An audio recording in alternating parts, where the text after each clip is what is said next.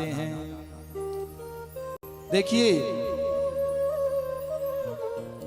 क्योंकि कहा गया है ना कि जिसको ज्यादा बड़ी पद प्रतिष्ठा मिल जाती है ना तो उसको अभिमान आ जाता है। तो ब्रह्मा जी का जो पुत्र था दक्ष, उसे जैसे ही पद मिल गया तो महाराज किसी से और पद मिलते ही लोग अपनी अपनी घोषणा करते हैं। जैसे कभी किसी को मंत्री बना दिया जाए तो अपना अपने अलग नियम वो बताएगा। उसी प्रकार प्रजापति जब दक्ष को बनाया गया तो जैसे ही ये स्वागत समारोह में आया, शपथ ग्रहण होती है ना, उसी प्रकार ऊपर भी शपथ समारोह हुआ, स्वागत समारोह हुआ। तो जैसे ही सभा में दक्ष प्रजापति प्रवेश किया और अभिमान में चूर था, क्योंकि जो व्यक्ति अभिमान में रहता है वो अपने आप को परमात्मा समझने लग जाता है। इसी भाव को गोस्वामी तुलसीदास जी लिख रहे हैं कि जिसको बड़ा अधिकार मिल जाता है वह अभिमानी हो जाता है। हो बड़ अधिकार दक्ष जब पावा, बड़ी अधिकार दक्ष जब पावा, बड़ अधिकार दक्ष जब पावा, बड़ी अधिकार दक्ष जब पावा, अस अभिमान हृदय और आवा, असे अभिमान हृदय और आवा, नहीं को अस जन्मा जग माही, नहीं को अस जन्मा जग माही, नहीं को अस जन्मा जग माही, नहीं को अस जन्मा जग माही, प्रभुता पाए, प्रभुता पाए चाहे मद नाही, प्रभुता पाए चाहे मद नाही, बड़े अधिकार तेरा, बड़े अधिकार दक्ष जब पावा, बड़े अधिकार दक्ष जब पावा, अस अभिमान। जिसको बड़ा अधिकार मिल जाता है, जो छोटा से बनकर ऊपर पहुंच जाता है, वो अपनों को भी भूल जाता है, अभिमान आ जाता है। इसलिए कहा अस अभिमान, अस अभिमान हृदय और आवा, असे अभिमान हृदय और आवा, अस अभिमान हृदय और आवा, हृदय और आवा, हृदय और आवा। जैसे ही दक्ष को बड़ा अधिकार मिला तो उसने घोषणा कर दी, श्रूयताम ब्रह्म रसयो में सहदेवा सहाग्नयः, साधूनां ब्रवते वृत्तम नाज्ञानां च मत्सरा। महाराज जैसे ये सभा में प्रवेश किया तो इसका सबने उठ करके सम्मान किया, जय हो दक्ष प्रजापति की। परंतु तीन देवता नहीं उठे, बोले ब्रह्मा विष्णु और महेश। और ब्रह्मा जी को देख करके सोचने के लगा ये तो मेरे पिता हैं, विष्णु जी को देख करके सोचने लगा कि ये मेरे आराध्य देव हैं, कोई बात नहीं ये उठे नहीं तो, पर ये शंकर तो मेरा दामाद है, इसे तो मेरा सम्मान करना था, ये क्यों नहीं उठा।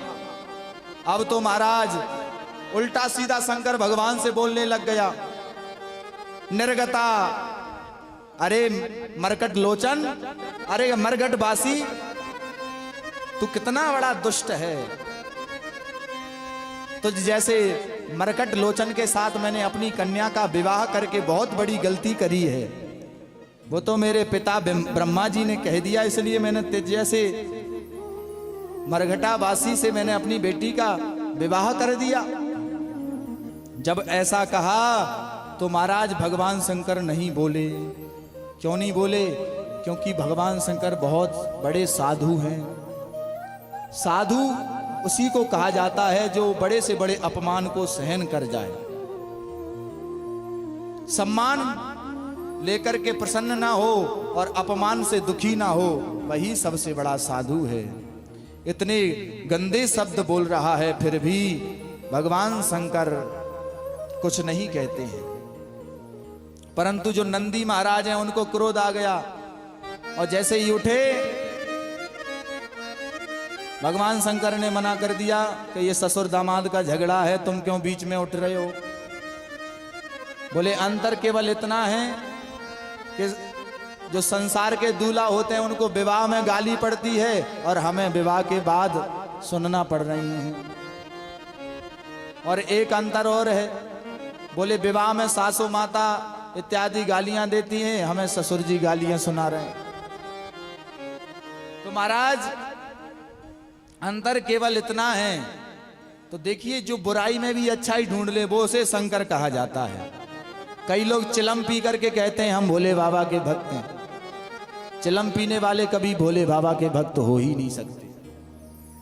हम तो व्यासपीठ से कह रहे हैं, किसी को बुरा लग जाए तो लगे, हमें कोई मतलब नहीं। चिलम पीने वाले अगर कहें कि हम भोले बाबा के भक्त हैं तो हम चिलम पीने वालों से बस एक ही जवाब पूछते हैं, उसका उत्तर उनके पास हो तो देना जरूर कि भगवान शंकर ने तो जहर भी पिया था, आप चिलम ही क्यों पीते हो, जहर क्यों नहीं पीते। तो लोग अपने आप को शंकर समझने लग जाते हैं। शंकर हर कोई नहीं बन सकता। शंकर उसे कहते हैं जो जहर को पान करता है, वो शंकर होता है महाराज। शंकर हर कोई नहीं हो सकता। इसलिए जो अपने भगवान शंकर ने कभी चिलम पी ही नहीं है, किसी शास्त्र में वर्णन ही नहीं है। लोग कहते हैं भगवान शंकर, चित्र भी छाप देते हैं महाराज, ऐसे पोस्टर बना देते हैं भगवान चिलम पीते हुए दिख जाते हैं।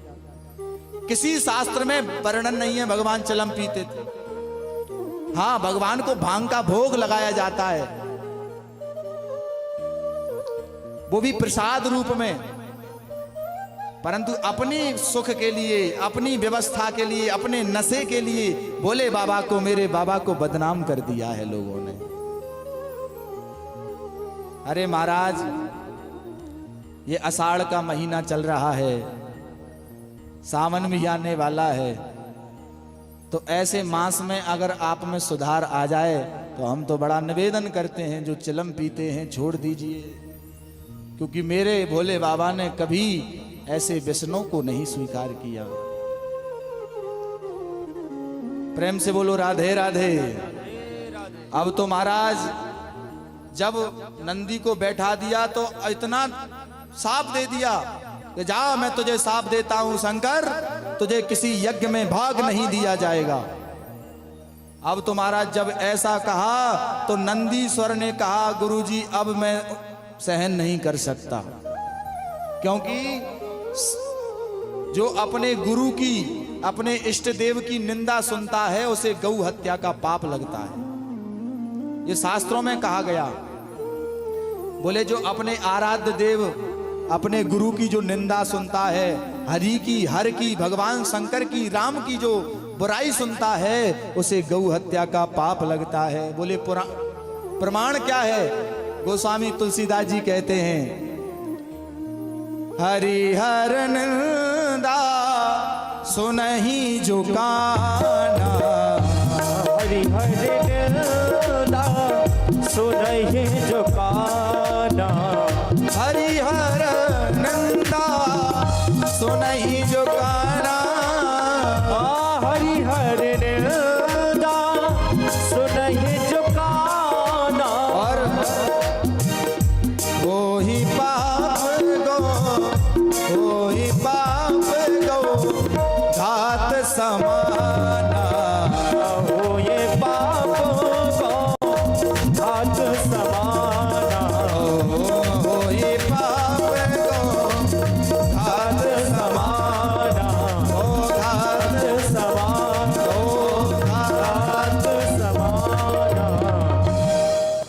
जो हरि और हर की निंदा सुनता है उसे गौ हत्या का पाप लगता है। इधर नंदीश्वर ने कह दिया कि ज्यादा मैं कर रहा है, जा तुझे बकरे का सिर लग जाए। यहां स्वागत समारोह हो रहा था, वहां साप समारोह होने लगा, एक दूसरे को साप देने लग गए। अब तो भोले बाबा ने अपने गणों को शांत किया, चलो शांत हो जाओ। सबको शांत करके अपने साथ ले गए। अब तो देखिए दो लोगों में जब लड़ाई हो जाती है ना, तो सुलह तो कई लोग करवा देते हैं, परंतु लड़ाई का बीज एक बार गिर गया तो आगे चल के उछरता जरूर है। अगर आज आप दो व्यक्तियों में लड़ाई हो गई तो आगे चल करके उसका बदला अवश्य लेने का विचार वह बना लेता है कि आज मैं कमजोर हूं, परंतु आगे चल करके मैं इसे छोड़ूंगा नहीं। प्रजापति दक्ष ने भी मन में विचार कर लिया कि इस शंकर का मैं अच्छी तरह से अपमान करूंगा। ये जो धागा है ना प्रेम का, एक बार टूट गया तो ये टूटे से जुड़ता नहीं है। रहीमदास जी कहते हैं, रहीमन धागा प्रेम का मत तोड़ो चटका, और टूटे से फिर ना जुड़े, जुड़े गांठ पड़ जा। महाराज ये जो धागा है ना प्रेम का, एक बार टूट जाता है, जुड़ जाएगा परंतु गांठ पड़ जाती है। उसी प्रकार प्रजापति दक्ष के मन में गांठ पैदा हो गई कि इससे मैं बदला लेकर के रहूंगा, इसे छोड़ने वाला नहीं हूं। ऐसी गांठ जब लग गई महाराज, तो इसने हरिद्वार में एक बहुत बड़े यज्ञ का आयोजन किया, जिसमें छोटे छोटे देवी देवताओं को बुलाया, सबके लिए पत्र भेजा, परंतु भोले बाबा के लिए कोई पत्र नहीं भेजा।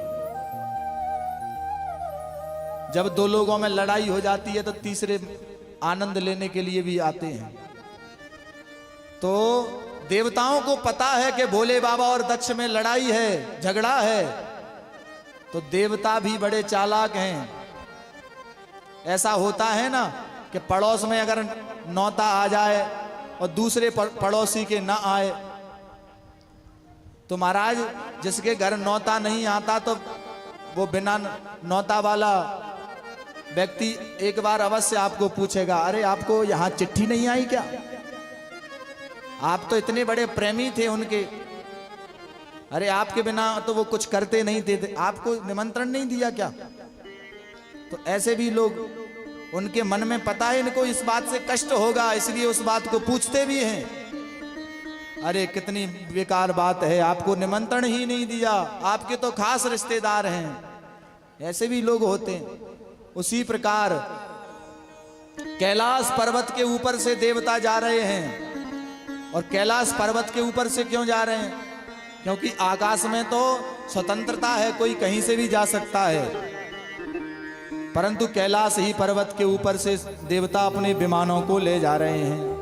वो विमान गड़गड़ाते हुए जा रहे हैं, और विमान जैसे ही जा रहे हैं तो सती माता के मन में बड़ा चंचलता उत्पन्न हो रही है कि ये विमान जा कहाँ रहे हैं। तो एक देवांगना से सती मैया ने पूछ ही लिया, अरे सुनो कहाँ जा रही हो? तो उस देवांगना ने कहा, अरे तुम्हें नहीं पता, तुम्हारे पिता के यहाँ जा रहे हैं, हरिद्वार में, कनखल में। अरे मेरे पिता के यहाँ क्यों? बोले तुम्हें नहीं पता, तुम्हारे तो पिता हैं, तुम्हें तो पता होना चाहिए, इतना बड़ा यज्ञ किया है और तुम्हें नहीं बुलाया। देवांगनाएं भी हास्य परिहास कर रही हैं महाराज, मजाक उड़ा रही हैं देवी जी का। अब महाराज सुनकर के बड़ा सती मैया को बुरा लगा कि मेरे पिता होकर भी मुझे निमंत्रण नहीं दिया। उस बेटी की छाती पर क्या बीतेगी कि जो जन्मदाता पिता उसे अच्छे आयोजन, शादी समारोह, यज्ञ, पूजा पाठ में ना बुलाए। कितने दुखी बात रहेगी। तो सती मैया बड़ी दुखी हुई।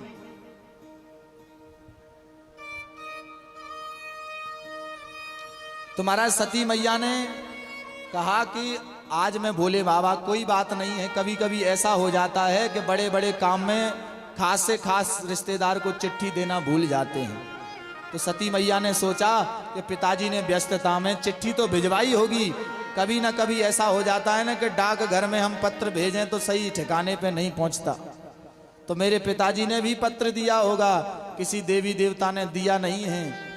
तो सती मैया ने सोचा अब मैं भोले बाबा को मनाऊंगी तो एक बात और निवेदन हम कर दें। भैया इधर शोर क्यों हो रहा है, शांत करिए, प्रेम से बोलिए राधे राधे। तो माताएं बहनों की एक बड़ी विचित्र आदत होती है, बताएं क्या? बोले जब अपने पति से काम बनाना हो ना, कुछ चाहिए हो या शॉपिंग करने जाना हो, मार्केट जाना हो महाराज, तो उस दिन बिना कहे ही अपने पति के पांव दबाने लग जाती हैं। अगर पति ना कहे तो भी सेवा।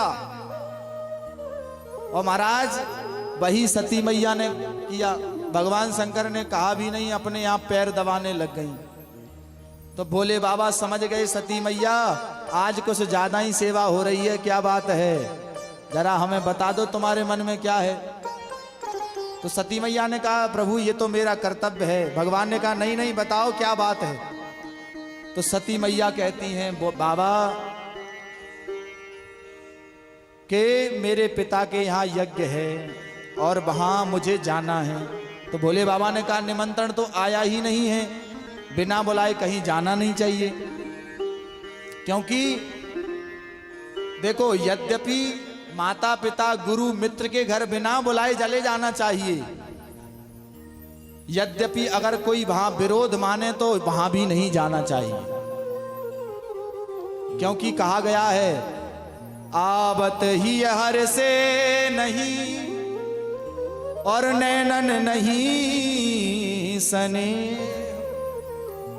और तुलसी तहां न जाइए चाहे कंचन बरसे में। तुलसीदास जी कहते हैं कि आवत ही हर से नहीं। आप किसी के घर जाओ और आपको देख करके कोई आंख फाड़ फाड़ के देखने लगे, अरे ये क्यों आ गए, तो महाराज ऐसी जगह जाना नहीं चाहिए। और आपको देखकर कोई हृदय से लगा ले, ऐसे स्थान पर जाना चाहिए। आवत ही हर से नहीं, आंखों से पता चल जाता है आपका अतिथि के प्रति कितना सम्मान है। कई लोग तो महाराज ऐसे होते हैं कि अब ये आ गए, अब चाय बनाना पड़ेगी, अब इनके लिए भोजन की व्यवस्था करना पड़ेगी। हमारे घर में तो दूध नहीं है, अब चाय कहां से लाएं। तो ऐसे भी विचित्र लोग पाए जाते हैं। परंतु अतिथि देवो भव, हमारे यहाँ अतिथि को भगवान का स्वरूप कहा है। अतिथि का कभी बेकार दृष्टि से उसे देखना नहीं चाहिए, उसका सम्मान करना चाहिए। बोले बाबा यही बात सती मैया को समझा रहे हैं कि सती तुम मत जाओ, वहां जाने से तुम्हारा कल्याण नहीं हो सकता, वहां जाने से तुम्हें कोई लाभ नहीं है। बोले बाबा तो त्रिकाल दृष्टा हैं, आगे पीछे सबकी जानते हैं। समझाया, परंतु सती मैया देखो स्त्री हट बाल हट ये बहुत बड़ी हट होती है। अगर बालक रोने लग जाए तो उसको खिलौना दिलाना ही पड़ेगा, और पत्नी अगर रूठ जाए तो पत्नी की जिद भी पूरी करना पड़ेगी। अब बेचारे पति इसी बात से ज्यादा परेशान होते हैं कि महाराज जी क्या करें, सब बढ़िया है परंतु पत्नी इतनी खतरनाक आ गई है कि महाराज पूरे घर में हाहाकार मचा के रख दिया है। इससे बढ़िया तो हमारी शादी होती नहीं तो बढ़िया है। ऐसे भी विचित्र केस आते हैं हमारे पास। तो महाराज शादी करो तो दिक्कत, शादी हो जाए तो दिक्कत। इसलिए महाराज बड़े सोच समझ करके विवाह करना चाहिए। बड़ा भयानक होता है विवाह करना। हमारे तो सुनकर ही प्रेम से बोलो राधे राधे, अरे जोर से बोलिए राधे राधे। तो ऐसे विवाह में बड़ा गड़बड़, और केवल वृद्ध लोग भी परेशान हैं, क्योंकि वृद्ध लोगों को भी आशा रहती है हमारी डुकरिया हमारे लिए पैर दबाए, हमारे लिए पानी लेकर के आए। अगर डोकरी कुछ नहीं ले जाए तो डोकर अरे क्या करती रहती है। तुझे दिख नहीं रहा मैं कितनी देर से चिल्ला रहा हूं? इतने में ही लड़ाई झगड़ा होना। तो हर तरफ महाराज कलह ही कलह फैला हुआ है, कहीं शांति नहीं है। महाराज भोले बाबा सती मैया को समझा रहे हैं कि सती समझ जाओ, बाद में पछताओगी। सती मैया निवेदन करती हैं, प्रजापतेस्ते स्वसुरस्य सांप्रतम निर्यापितो यज्ञ महोत्सव किल वयं च तत्राभिसराम वामते यद्यर्थिता मे विबुधा व्रजन्ति। आज सती मैया देखो शब्द शैली ही चेंज हो गई। वैसे देवियों की आदत होती है ना कि मेरा मायका, मेरे मायके में ये है, मेरे मायके में तुम्हारे पास क्या है, मेरे पिताजी के पास ये है, मेरे पिताजी के पास वो है। ये महिलाओं की आदत होती है। परंतु आज सती मैया कहती हैं, प्रजापतेस्ते स्वसुरस्य सांप्रतम। बोले भोले बाबा आपके ससुर जी, आज ये नहीं कहा मेरे पापा मेरे पिताजी, बोले आपके ससुर जी के यहाँ बहुत बड़ा यज्ञ हो रहा है। अब आपके ससुर जी क्यों जोड़ा? क्योंकि अगर मैं ऐसे कहूंगी तो शंकर भगवान को भी कहीं प्रेम जागृत हो जाए कि मेरे ससुर जी, आहा।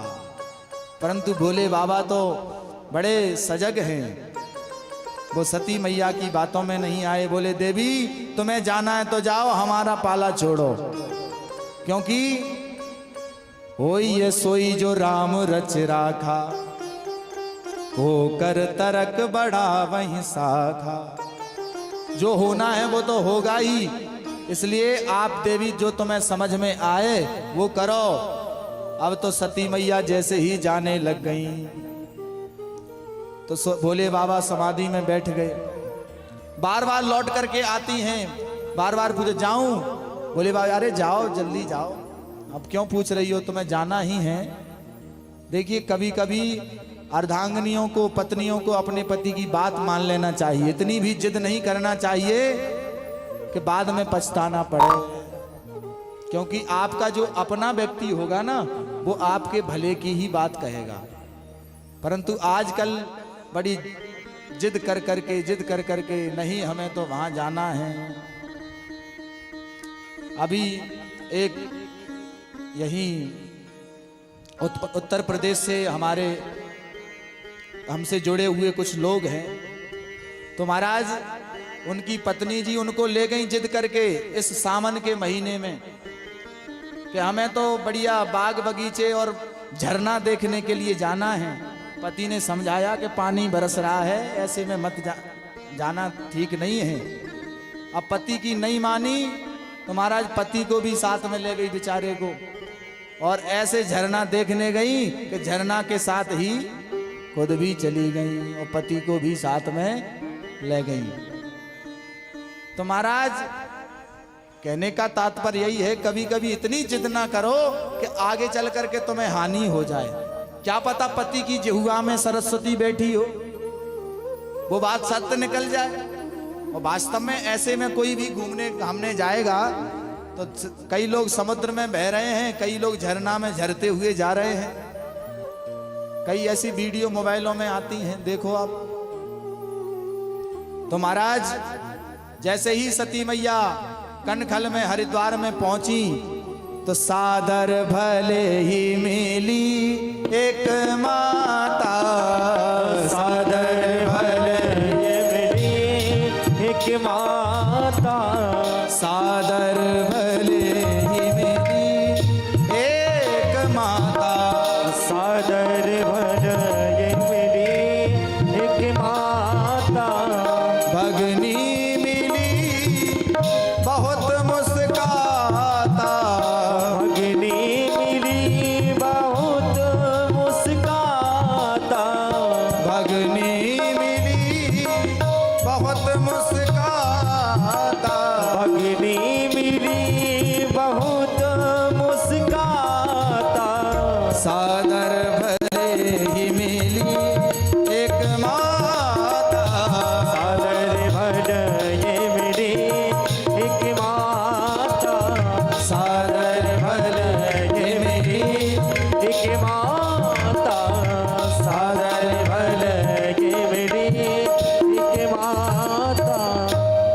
जैसे ही सती मैया पहुंची तो वास्तव में मां चाहे कैसी हो अपनी पुत्री को देख करके हृदय से लगा लिया। वहां पर अगर किसी को दुख था सती के न आने का तो वो मां को था, क्योंकि मां को माता कभी नहीं हो सकती। अपनी बेटी को देख करके रोने लगी कि बेटी यहां सब आए पर तू नहीं आई तो मेरा मन बड़ा व्यथित था, मैं बड़ी रो रही थी। परंतु बहनें भगनी मिली बहुत मुस्काता। बोले बहनें कैसे? बोले सती का मजाक उड़ाते हुए मिली, हंसती हुई। अरे सती आ गई, तुम्हें तो निमंत्रण ही नहीं मिला था फिर भी आ गई, चलो कोई बात नहीं है, पिता का घर है, आ गई कोई बात नहीं। अब इसमें क्या उपहास भी उड़ा दिया।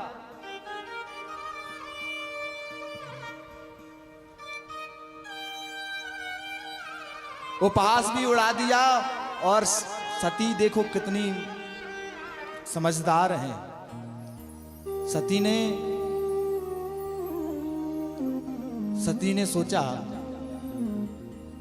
कि ये तो बहनें हैं, कोई बात नहीं है, पर देखती हूं मेरा पिता मेरा सम्मान करता है कि नहीं। पहले मैं यज्ञ मंडप को देखूंगी जाकर के। और महाराज जैसे ही यज्ञ मंडप में गई तो महाराज देखा कतहु न दीख शंभु कर भागा। बोले इंद्र का स्थान है, वरुण का स्थान है, सब देवी देवताओं का स्थान है, परंतु महाराज भोले बाबा का स्थान कहीं नहीं है। महाराज जो धर्म पत्नी होती है ना, जो पतिव्रता स्त्री होती है, वो अपना अपमान सहन कर सकती है पर अपने पति का अपमान कभी सहन नहीं कर सकती। आज सती मैया ने यज्ञ में देखा मेरे पति का स्थान नहीं है, बड़ी दुखी हुई, क्रोध में तप गई महाराज। और क्रोध में अपने पिता को ललकारा और कहा अरे प्रजापति दक्ष, तू कितना दुष्ट है, कितना पापी है। अरे तूने मेरे भोले बाबा का स्थान नहीं दिया, वो कितने उदार हैं। और कहा ये शरीर तेरा दिया हुआ है, इस शरीर को मैं योग अग्नि में जला दूंगी। और योग अग्नि को प्रकट करके महाराज अपने शरीर को भस्म कर दिया। अस कहीं योग अग्नि तन जारा, अस कहीं योग तन जारा, अस कहीं योग अग्नि तन जारा, अस कहीं योग अग्नि तन जारा। भयहु सकल मख हाहाकारा, भयो सकल मख हाहाकारा, भयहु सकल मख हाहाकारा, भयो सकल मख हाहाकारा। हस कहीं योग अग्नि तन जारा, अस कहीं योग अग्नि तन जारा, हस कहीं योग अग्नि योग अग्नि योग अग्नि तन जारा। महाराज कहते ही अपने देह को योग अग्नि में जला दिया। और अंत में यही भगवान से सती माता ने मांगा, सती मरत हरिसन वर मांगा, और जन्म जन्म शिव पद अनुरागा। सती मैया ने मरते मरते यही वर मांगा कि अगर मेरा दूसरा जन्म हो तो मैं सदैव मेरे बाबा की, मेरे भोले बाबा की ही अर्धांगिनी बनूं। धन्य है सती मैया। कई लोग सती मैया की परीक्षा, आगे जो शिव विवाह का वर्णन भागवत में तो विस्तार से नहीं किया गया, इतना ही बताया गया पर रामचरितमानस में पूर्ण रूप से सती शंकर पार्वती का विवाह का वर्णन। आगे बढ़े महाराज, आगे महाराज जैसे ही भूत बावन भोलेनाथ को पता चला, नारद जी बड़े अच्छे पत्रकार हैं, उन्होंने जाकर के भोले बाबा से कहा, भोले बाबा अब तो सती मैया नहीं रही। जैसे ही ये कहा तो भोले बाबा ने अपनी जटा को खोल करके पटक दिया और उससे वीरभद्र भगवान प्रकट हो गए। बोलिए वीरभद्र भगवान की जय हो। और कहा, वो वीरभद्रम दक्षम सयज्ञम जही, जाकर के दक्ष को यज्ञ सहित भस्म कर दो। वीरभद्र क्रोध में आकर के अपने गणों के साथ यज्ञ मंडप पर आक्रमण कर दिया और सकल सुरन विधिवत फल दीना। जिसने जिस अंग से सती मैया का अपमान किया था, किसी ने आंखों से सती माता का अपमान किया था, उसकी आंखें ही निकाल ली। किसी ने हाथों से कहा देखो सती आ गई बिना निमंत्रण के, उसका हाथ ही तोड़ दिया। जिस अंग से जिस देवता ने जिस ब्राह्मण ने अपमान किया था, उसका उसी अंग को विदीर्ण कर दिया। सकल सुरन विधिवत फल दीना, एकदम विधि विधान से फल दिया। भृगुम्बबंध मणिमान वीरभद्र प्रजापतिम चंडी सह पूषणम देवम भगम नंदीश्वरो गृही। महाराज जिसकी पकड़ में जो आया उसी का धर पकड़ा, पूरे यज्ञ को विध्वंस कर दिया। जब देवता खंडित हो गए तो रोते रोते ब्रह्मा जी के पास गए। ब्रह्मा जी ने कहा कि जब हम तीनों देवता नहीं गए तो तुम क्या लेने के लिए गए? बोले मैं कुछ नहीं कर सकता, कि जिसका तुमने अपमान किया है उसी की शरण में चलो। अब तो भोले बाबा की शरण में जाकर के प्रार्थना करने लगे। भोले बाबा समाधि में बैठे हुए हैं और बड़ी दिव्य सुंदर प्रार्थना करी।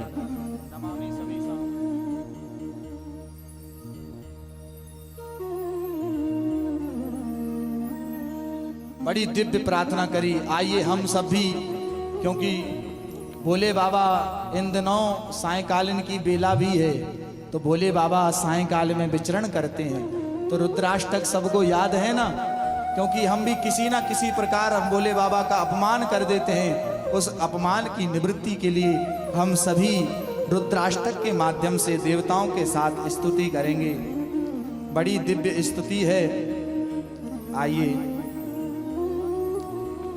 नमामि समीसा निर्वाण रूपम विभुम व्यापकं ब्रह्म वेद स्वरूपम। नमामि समीसा रूपम विभुम व्यापकं ब्रह्म वेद स्वरूपम। नित्यं निर्गुणं निर्विकल्पं निरीहं चिदाकाशमाकाश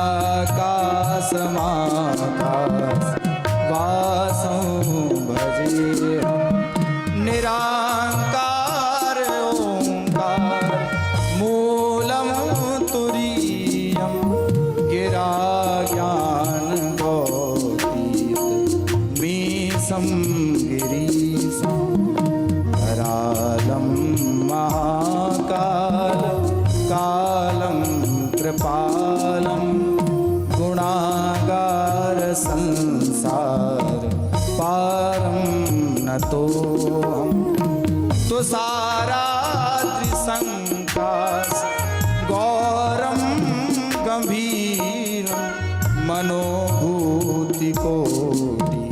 प्रभाश्री शरीर। स्फुरन्मौलिकल्लोलिनी चारुगंगा लसद्भालभालेन्दु कंठे भुजंगा। चलत कुंडल कुशलं सुनेत्रं विशालं प्रसन्नाननं नीलकण्ठं दयालुं मृगाधीशचर्मा परं मुण्डमालं प्रियं शङ्करं सर्वनाथं भजामि प्रचण्डं प्रकर्षं प्रगल्भं परेशम् अखण्डम् अजं भानुकोटिप्रकाश त्रयः शूलनिर्मूलनं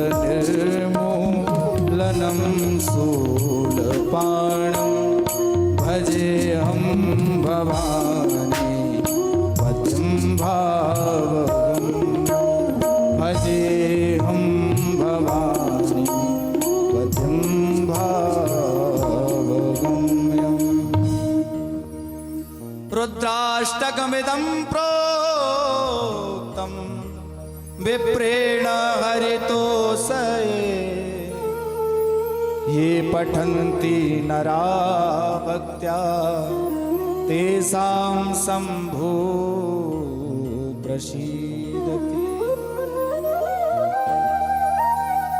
हे भोले बाबा, हम आपको नमस्कार करते हैं, आप तो करुणा के अवतार हैं। भोले बाबा, हमसे जो गलती हुई है उसे क्षमा करें। ये अज्ञानता में स्वार्थवश ये गलती हो गई है, हम आपके ही शरणागत हैं। हम देवता हैं, आप तो देवों के देव महादेव हो। कर्पूर के समान गौर वर्ण वाले ऐसे भोले बाबा को हम सभी मिलकर के बारंबार प्रणाम करते हैं। बोलो शंकर भगवान की जय हो। वंदे देव महापतिं सुरगुरुं वंदे जगत्कारणं वंदे पन्नगभूषणं मृगधरं वंदे पशूनां पतिं वंदे सूर्यशशाङ्कवर्णिनयनं वंदे मुकुन्द प्रियं वंदे भक्तजनाश्रियं च वरदं वंदे शिवं शंकरं। जब ऐसी स्तुति देवताओं ने करी तो भोले बाबा प्रसन्न हो गए, क्योंकि भोले बाबा ज्यादा क्रोध में रह ही नहीं पाते, क्योंकि